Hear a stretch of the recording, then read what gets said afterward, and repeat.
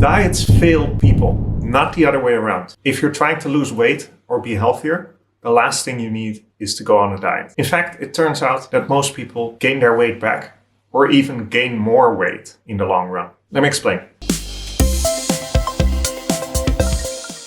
How often have you been in this situation? You're hard at work in the office and suddenly thoughts start popping up. I should have a snack. It's almost lunchtime. I don't really need a snack. Well, but I'm feeling kind of down. I'm feeling kind of low energy. In order to be productive and make it till lunch, I really need something. I know. My coworker brought in brownies yesterday. I'll have a brownie. But it's not really healthy to have that. Yeah, but it'll taste good. Yeah, but I want to lose weight. I wasn't going to have any sugar anymore. Oh, come on. It'll taste good and we can stop eating sugar tomorrow. No, I really think we shouldn't. Well, you need to do your job right. So this will give you an extra boost. We can stop eating sugar after that. It'll be fine. And this dialogue can go on and on. Even if you don't end up having the brownie in that moment, you know you're going to go back for it later on. Or how about this one? You finally finished your diet, either successfully or not, and you think, now that all the restrictions are gone, I can have some of my favorite foods again. I shouldn't fully roll back, but I'll just have one. So you try and have that one. Before you know it, all of your old habits have returned. You have gained more weight than that you had lost. On top of that, you're feeling worse. You're feeling guilty, which might lead you to overindulge even more. It is not your fault. It's in the diet's design. Most diets rely heavily on willpower, on using restriction, forcing yourself not to have things that you might want to have. The problem with this is that willpower, as we all know, runs out. Willpower is temporary. So diets don't work by design. So what is the answer? Finding food freedom. Do you really have freedom in what you eat? Surely, if you're not on a diet, most of us have full freedom, right? I can choose what I want to eat. But that's only part of freedom. Can you not eat what you don't want to eat? Now, this is usually when people look at me making sounds reminiscent of the guy from Home Improvement. Can I not eat what I don't want to eat? Think about it. Have you ever eaten something you didn't really want just because it was presented to you? Or it was a habit? Or you were feeling low or stressed? That's not really freedom, is it? There's this story from a coach talking to a client, asking, okay, what's your absolute number one favorite food? Client, without hesitation, said, pizza.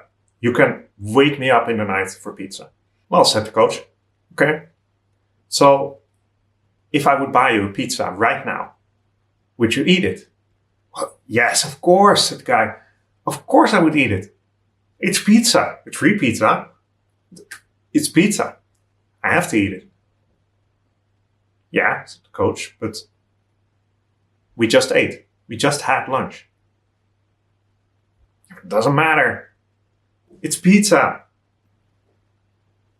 Of course I'm gonna eat it. We are not as free as we often think. So what if we could gain control of that?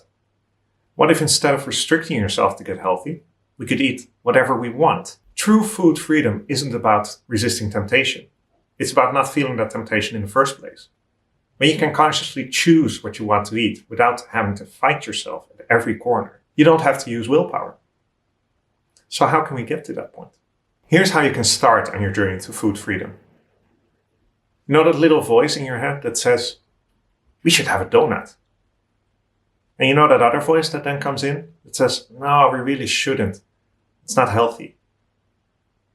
That's your inner dialogue. This dialogue is usually in the background, but it's almost always going on whenever making any decisions, food or otherwise. By getting familiar with this dialogue, by bringing it to the foreground, you can start to understand it. Oftentimes, you can find that, okay, maybe it felt like you were really hungry. Maybe it felt like you needed to eat something in that moment. But by listening to this dialogue, you actually discover, I'm not hungry. I'm just bored. Maybe you're feeling stressed. Maybe you're trying to use food to feed an emotion.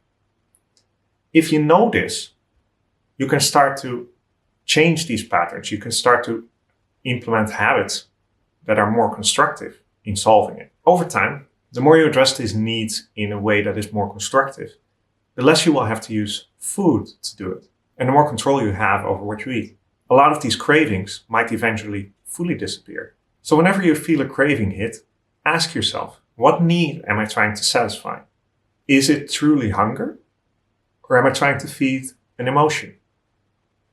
If so, is there a different way I can feed this emotion, no pun intended, that isn't through food? Now, of course, this isn't just going to change overnight. Food freedom is a journey, but every step that you take will take you closer to a place where food will no longer be a source of stress or guilt. Every bit of awareness gives you a little bit more control. And if you want to go even deeper on this, I have a 2-week guided food freedom challenge coming up. I'll leave the link down in the description below. Dieting, restriction, it fails for the vast majority of people, and let's be real, it's just not very fun. You deserve to live a life without cravings, without guilt, without restriction.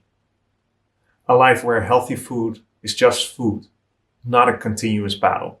No more diets, just freedom. And I'm here to tell you from experience, it's in reach for all of us. That's my video for today. I hope it was useful. If you have any questions about this whole idea of food freedom or any of the things that I talked about, leave them in the comments below. If you have any other health-related topics, food-related topics that you would like me to talk about, also feel free to leave that. Subscribe to follow along with my future videos, and I will see you in the next one. Bye.